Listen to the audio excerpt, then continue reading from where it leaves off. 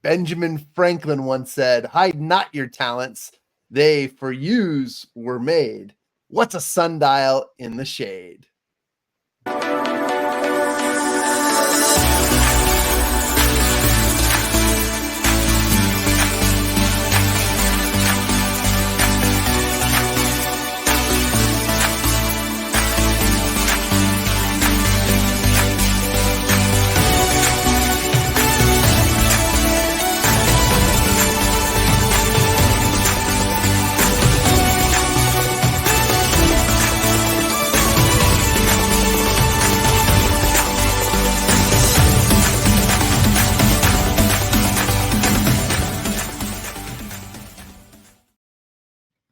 What's up, champions? Welcome to another episode of Champion Reads, where we talk about the best-selling books by best-selling authors and their best principles to help us live our best lives.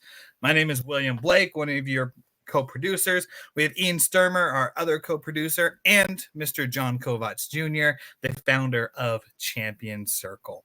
Now, you might see some smiles on our faces, and that's because we're going to have some fun today as we go into another episode of Strength Finder. Say that 5 times fast.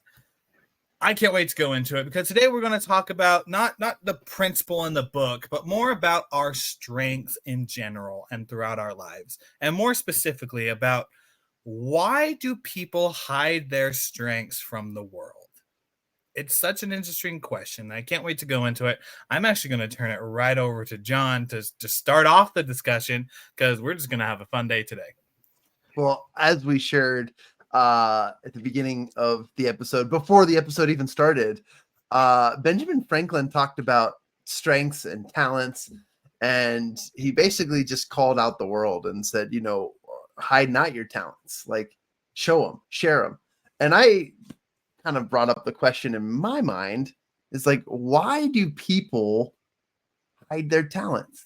Why would someone feel the need or the necessity to hide their talents? I brought up the words playing small.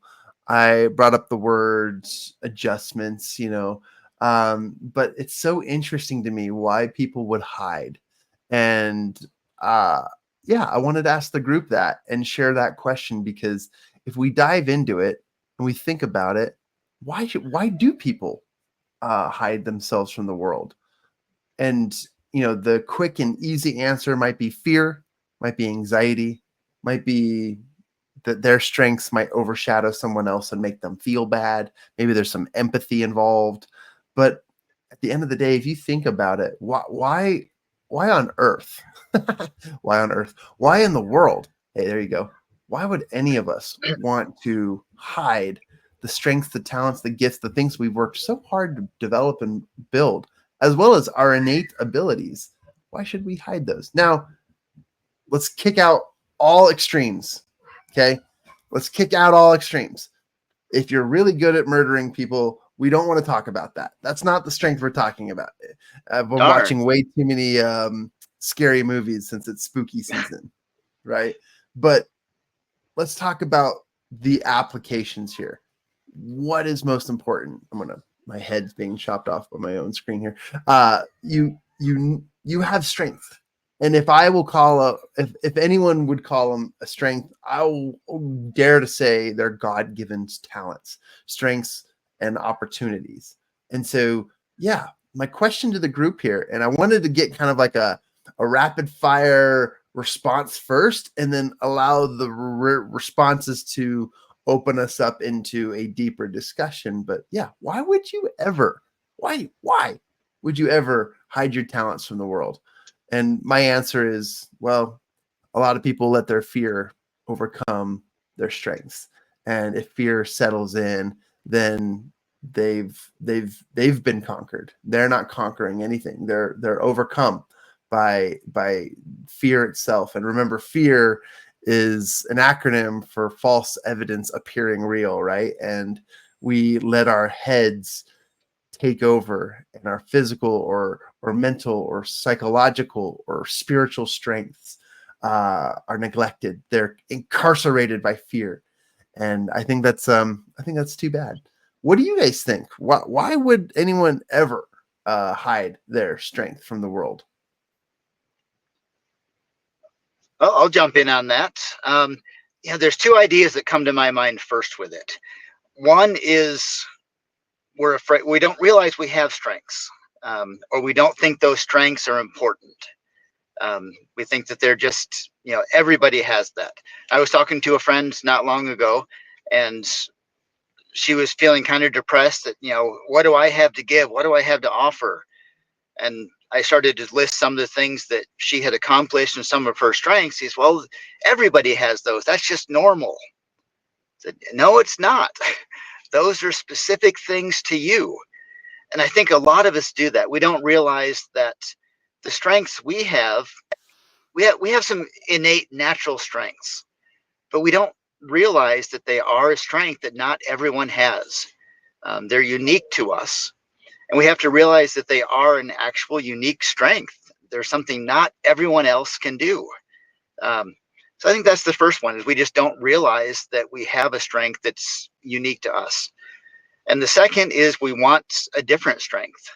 I sit in this group and I look at Willie and I look at his strengths and say, oh, I wish I could be more like Willie. I wish I could have that dedication, that desire to learn, that ability to put these things into reality, take the idea and make it reality. Mine aren't that important. Mine aren't that good. I wish I could be more like Willie. And I think we have that too. We want something somebody else has, and we forget the strengths that we actually have ourselves. So that's my thought on it. I'd love to build upon that, because those are the two things that came up in my mind as well. The inability to be clear on what you want, and then I'll call it anxiety, because I'm thinking of the opposite with gratitude. The anxiety of wanting something different. And so with that clarity, it's, if you aren't clear, you are confused. And if you are confused, you are unwilling to take action forward, because there is the fear of the unknown. And if something's unknown, why get out of the comfort zone to get there? So the first thing I'd say when it comes to why do we hide strengths, I've done this several times, is I'm not clear on what I want. And if I want to become someone who shares their strengths and superpower, then it's to become clear on it.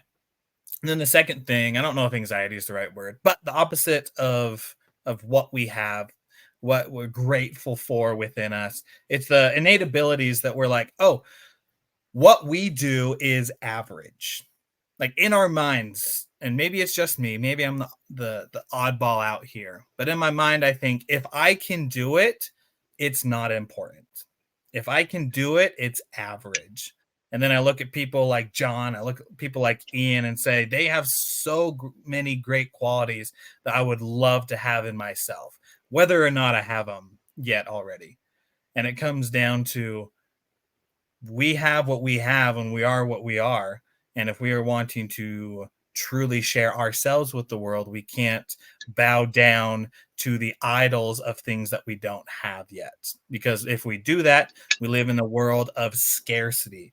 And anyone who lives in that world of scarcity will find very quickly that you neither get other people's strengths or your strengths. So you might as well live with yours, because at least you have yours. I love that. Thank you for sharing that. And sorry, there's probably a delay on my side. So if I'm talking over someone, just forgive me, because I'm not going to hide my strength.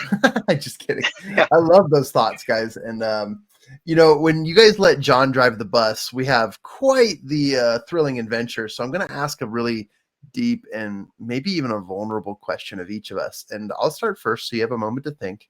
But my question to each of you is, can you share a time that you recall hiding your strengths and immediately regretting it afterwards? Can you think of a time you hid your strength from the world and you immediately regretted it afterwards?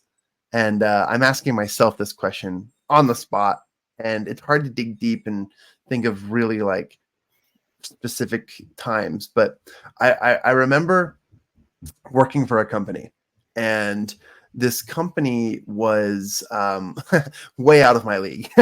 I got hired because I knew a guy, and it gave me a really great internship opportunity.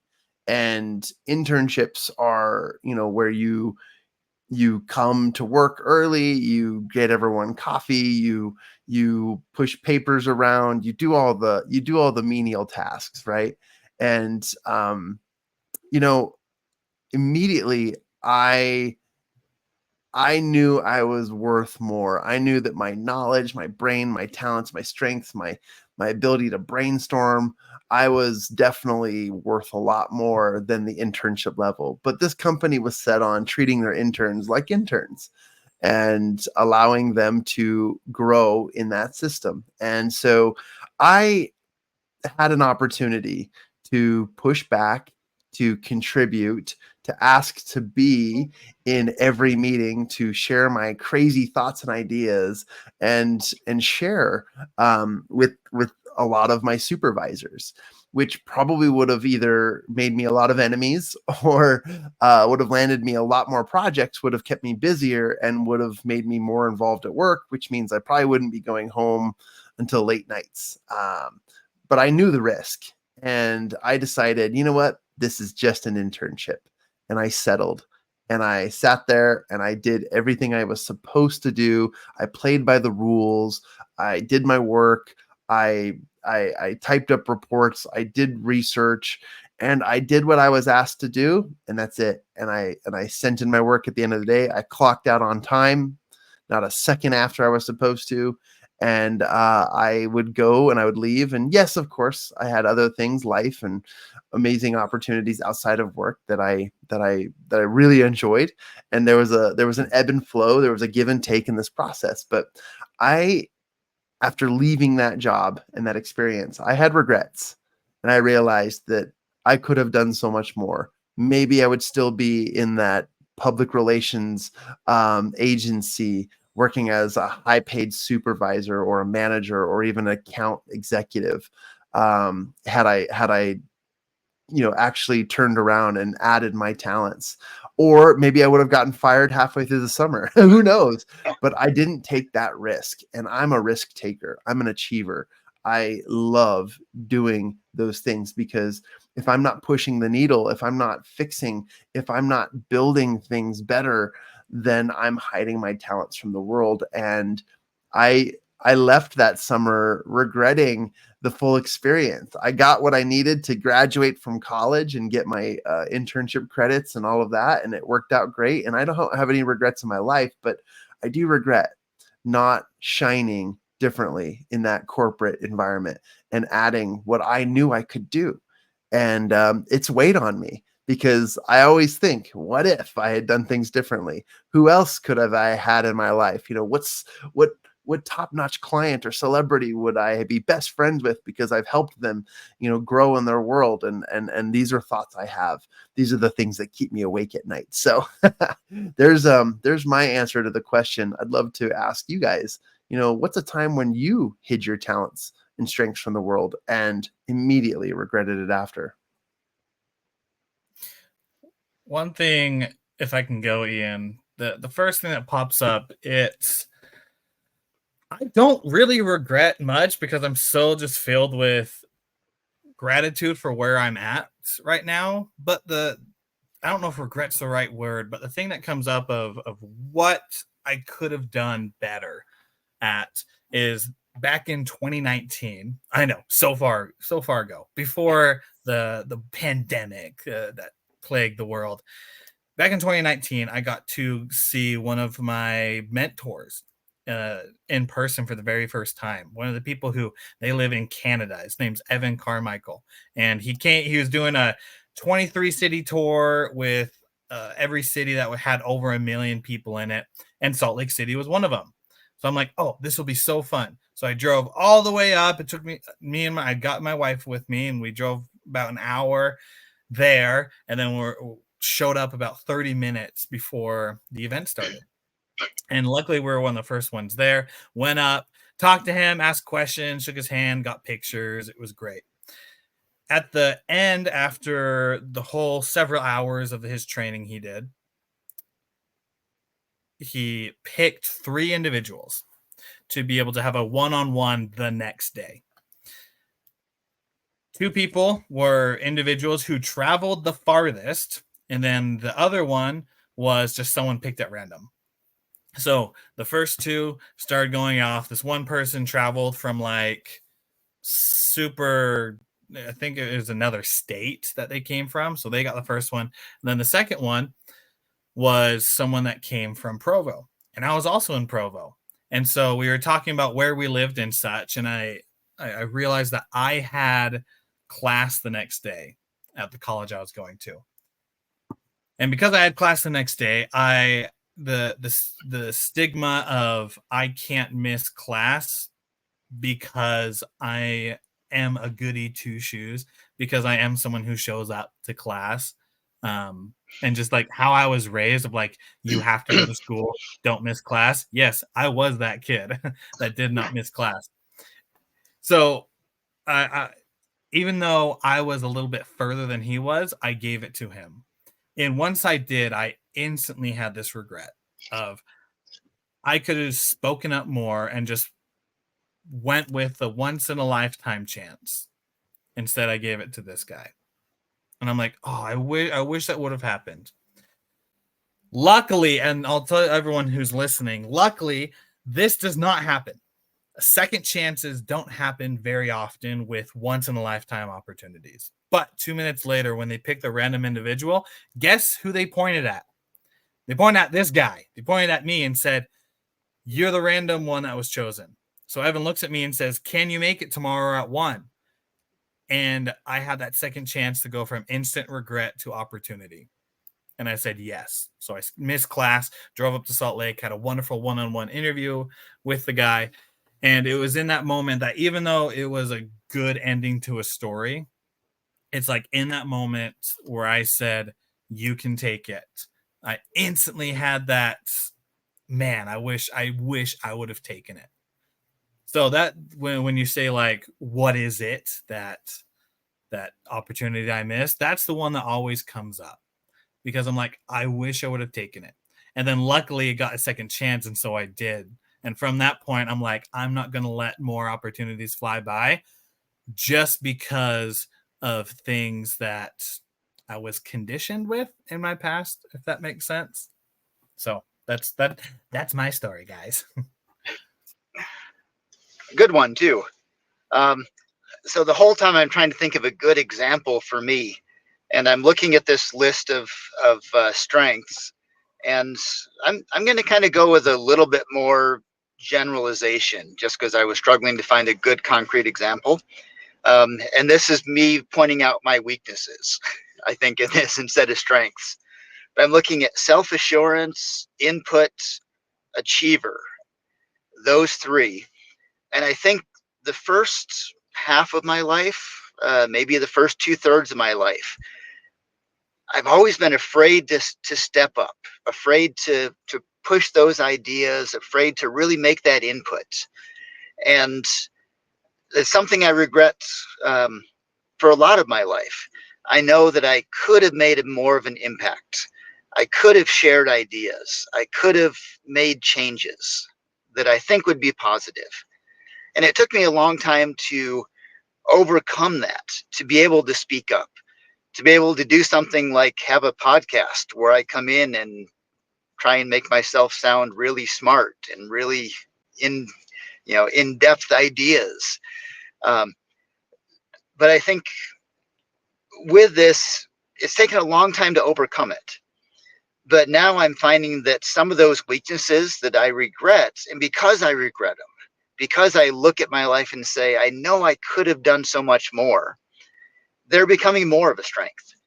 That I can come here and talk to our millions of listeners that will get there, and say things, say my ideas, put out my input, and try and achieve things.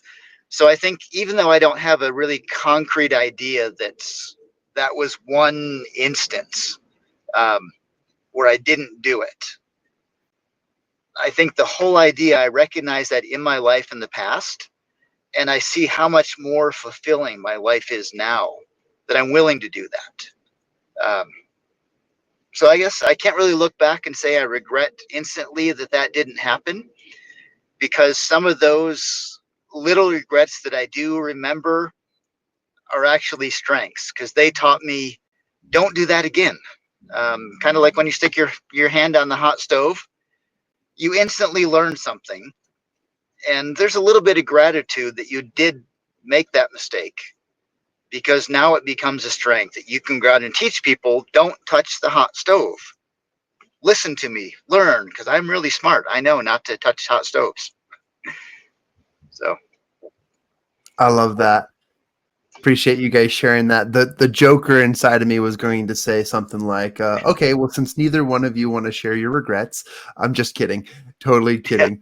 I appreciate the stories and the thoughts. I think that opens up some deep thinking opportunities for our listeners. And I love that perspective, Ian, on seeing that mistakes or holding back led to a strength, which again, lessons learned. And I love that. Willie, thanks for sharing that too. What a cool opportunity it was to face to face with with one of your mentors. And despite the experience or how you felt about it, remember, we feel 10 times more than the other person does about our own actions and words and thoughts. And so, I believe that was an incredible experience for both of you. And to Ian's point, I thought that was really cool. But since John is driving the bus today on some of these crazy ideas, I don't want to keep us down in the regret conversation, because why people hide their strengths from the world isn't a negative conversation. It is an inspiring opportunity for us to look at these ideas and say, well, how do I shine? How do I do it? Because I actually had some PTSD growing up, where I knew I was the fastest kid on the playground, and I never ceased to unveil the hidden talent of John Kovacs Jr. And I would outrun, outsprint, outlast everybody in any sport, in any game. And I oftentimes was told by like even my girl crush, like the people that I liked, like, you're just such a show off. And they would say that. And I would go home feeling bad about why I was so fast. And my mom told me, it's because they're jealous, they're sad, they lost, they were angry. It has nothing to do with you. And that allowed me to become the athlete that I became, because I didn't hide my talents. I never pulled back. I never ran a race where I didn't give my all. And that was one of the strengths that I built over time. So my next question to the group is, most recently, think of a time when you jumped into action and you used your strength, even if it was not your strength, your strongest strength, but when recently, like within the last like 48 to 72 hours, did you recently use one of your strengths and you immediately felt good about the work you did or do? I think that's an important question to reflect on, because we use these strengths innately. It's learning to recognize them that will draw out the idea that, hey, maybe Clifton Strength Finder maybe they've got a point here. Maybe Tom Rath in his Strength Finders 2.0 is trying to tell me something, that I have strengths and they're operating and they're really, really working on a daily basis. The other day, I'll share mine and then I'll ask the group, give them time to think. Since I'm not thinking, I'm just splatting words out. that's one of your strengths. It is one of my strengths. I work off of the hips, and yes, I mean shooting from the hip. The other day, I was in a meeting, and this meeting was one where it could have easily been one where I was working on things in the background, multitasking, smiling and nodding and pretending like I was actually engaged, even though I was doing other things. I did not need to be in this meeting, but yet I was asked to be there. And all of a sudden, I remembered that regret that I had years ago. And I said to myself, I need to be present and I need to involve myself more in this meeting and give of it so that there's value taken away. I knew that if I opened my mouth, that things would stir the pot. It would get things going. And in this meeting, I opened my mouth and I, instead of contradicting what people were saying, I immediately started to compliment various people in the room about how they were proceeding to act according to the challenges that they were discussing. And those compliments led to them being honest and open with the group a little bit more than they had been. And then they admitted and recognized that maybe they could do a little bit more. And then all of a sudden, the team and the group was excited to share more ideas. And the more we complimented one another, the more the meeting became valuable and fulfilling. And I recognized in myself that it's not me, it's the strength. It's activating, it's creating, it's curating an environment for success. And if you know anything about me and my story, is that when I was 16 years old, I learned that I had the power of curation as I became an MC and a DJ. And I learned how to take a room of duds and take the wallflowers and turn them into dancing fiends and make everybody feel the boogie in their arms and then in their legs. And so that is something that I absolutely will not hide from the world. And it happened just the other day. And I reminded myself, this is why I don't attend meetings and don't create value. So anywhere I go, I try to create value by remembering that I am a walking, talking, bursting bubble, Mario Kart star power of energy, strengths, and energy creation for other people. And there you go. That was my most recent experience. And it's as little as opening my mouth. How about you guys? As we sort of wrap today's conversations up, tell me a little bit more about a recent experience where you did not hold back your strengths and you recognized it. Go. I will go and share with you guys my story that happened on Thursday. That was yesterday. Thursday was yesterday. Or maybe it was Wednesday. One of the days, my family and I went to Thanksgiving Point here in Utah. And it was a really cool place. Went to the Museum of Curiosity, which, man, if anyone's curious, that is the place to be to have fun. As we were there, they have a little outside path that you can walk around, and they have this koi pond. And in the koi pond, you can get food for them up at the front desk and be able to go up and just feed the little koi fish. And it was crazy because there was a lot. Like, we're talking like 100 or so fish that were just in there. And they knew that when you stepped up to that glass, they were about to get fed. So they're like jumping on each other. They were splashing us in the face. And as we were doing it, each of my girls had had their bags, and they were feeding the fish. I'd lift them up and put them in. And it looks like these grandparents walked around with their grandkid. And they're like, "Oh, this is so cool." And they were getting splashed as well, and we were having a lot of fun. The little girl was like, "Can I feed the fish?" And she said, "Oh, we got to go find the food." So we told them that there's food up at the front desk and that they can go get it. So the grandpa went and fed it. As I was lifting up my middle child to feed the fish, I was holding her bag in this hand and like trying to hold her up. Food started dropping in because the bag broke. Dropped in my hand because the bag was breaking. So she was finishing feeding the fish, and after it was done, tipped over the bag and a few dropped out. And obviously the fish loved it. I still had like a handful of food in my hand. So the girls threw their trash away. We're about to go. And I walked over to this little girl and I showed her my hand. And I said, "Hey, I was wondering if talking to the grandma, I was like, "Hey, I was wondering if I can give this to her to be able to feed the fish." And she said, "Oh, that'd be so nice." So I was trying to tell her to like cup her hand, but she kept grabbing it, which is fine. Kids are awesome. So she went up and went to the tank, and obviously too short because the tank was about like to my chest level, which is about 5 feet high. Kids aren't that high. And so I asked the grandma, I'm like, "Hey, would it be all right if I lift her up?" She said, "That'd be wonderful." So I go over and lift her up, and she feeds the fish. I give her the rest of the food, lift her up, and she feeds it. The fish are splashing and everything. It was just a great experience. She thanked us, and then we went on our way with the kids. And I remember as I walked away, I'm like, that's the kind of person that I love being. I love always thinking about other people. Like if they don't have an opportunity to do it, it doesn't sidetrack for my kids' fun to not give them the extra handful I had from a broken bag. But it would be more fun to be able to give it to the kid who didn't have their food yet, right? The grandpa was getting the food, but the to share that experience. And so it was a really cool thing to be able to share a fun experience that I had with my kids, and add even more people in there. So it wasn't just the 5 of us having fun; it was 8 of us having fun.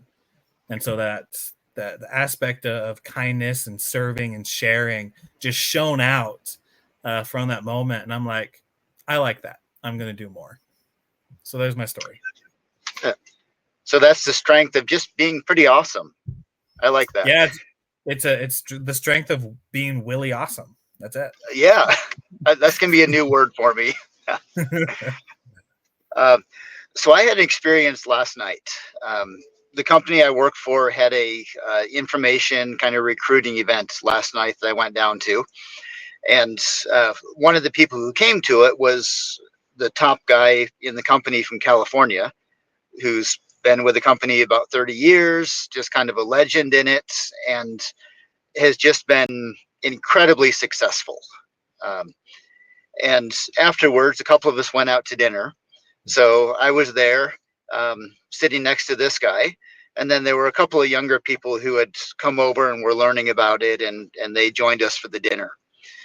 And this kind of fits what I said before about being afraid to speak up, afraid to say things. Here I was sitting next to one of the most successful people I've ever met in my life. Whether it's the size of the organization he's built, honestly, the amount of money he makes, not that that's the definition of success, but he's on that side as well. You know, he was showing his new yacht that he had bought and talking about the new condo he bought in Dubai and all of these things. And I thought, well, I can either be the nobody sitting next to him, or I can say, you know what, I've got some strengths. And as we were talking to these younger people who were curious about the opportunity in the business and these things, that, you know what, I have input. So I was able to throw out some ideas. I was able to get them a little bit excited. Now, I'm not the cheerleader that John is for these things, but I try for a little quieter intensity and build that excitement within them. So I felt pretty good about the whole thing. This morning, as I was driving to an appointment just before this, I get a call from a friend of mine who's in this organization. And he says, "Oh, hey, I just got off the phone with Marcus, who is this person I talked to last night. Is he was so impressed with your leadership, with the excitement you brought in and how you connected with these people." I thought, wow, I just got a compliment from the top guy in my organization, somebody I look up to as being just the definition of success in so many ways. Um, so I'm excited that I was able to speak up, to show some of my strengths, to not be afraid of that, and then to see that recognized immediately. The fact that he went out of his way to tell a mutual friend of ours about the experience and to compliment me. So that was exciting for me, to remind me that I do have strengths, and when I'm willing to let those shine, then people recognize it. I could have instead said, "Oh, he's too smart, he's too successful. Let me just, shut my mouth and listen." But having a little bit more self assurance than I had in younger days um, has really boosted. I shouldn't say boosted my ego, but boosted my confidence. That yes, I've become better at these things. My strengths are becoming stronger. So I was excited about that, just to boast about my experience.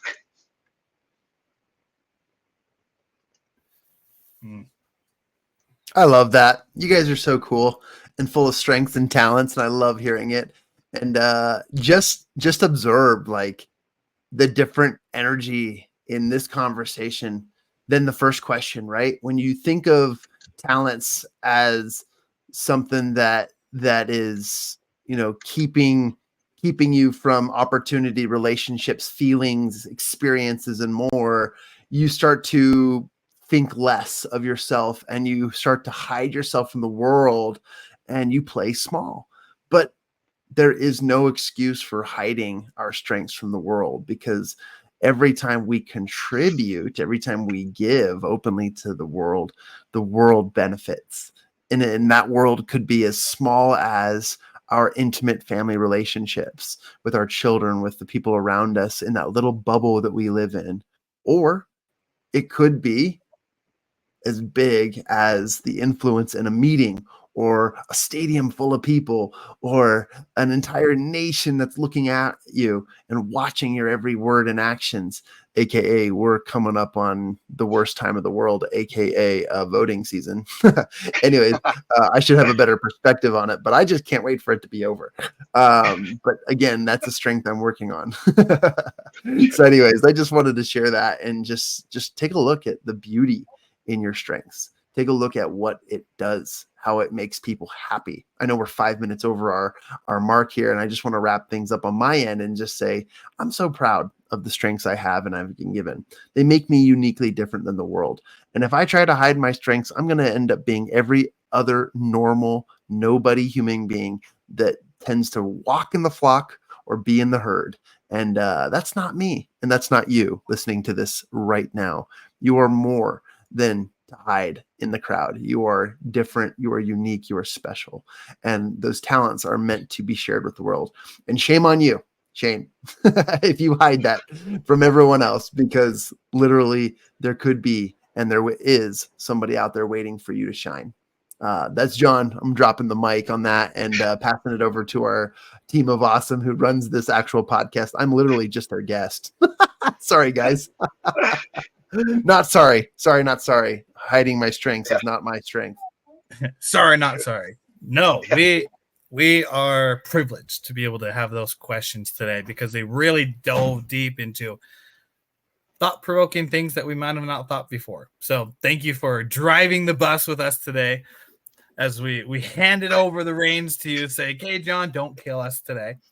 But you didn't. You did such a great job. And for all those you are listening, something else came up as we're wrapping this up and closing, is those champions who are listening, if you have the question of like, but what is my strength? What is the thing that I am great at? In my experience, the best way that I have found to discover your strength is to stop thinking about it and to just start serving people. Because when you serve people, you will innately within yourself start doing stuff that you are good at. So when you stop overthinking, stop really thinking and putting thought process into it and just go out and serve people, it will start to come up because your experience mixed with your knowledge and your innate talents within you will combine together into powerful results. And through that, you'll be able to find your strengths. So just simply go out and serve those people so that they can be champions as well as yourself.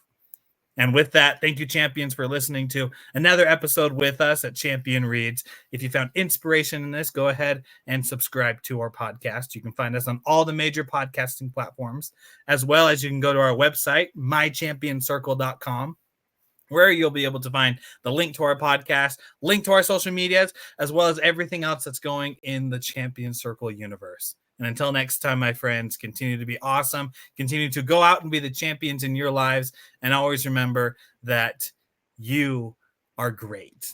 And you are really, really great. We'll see you on the next episode of Champion Reads.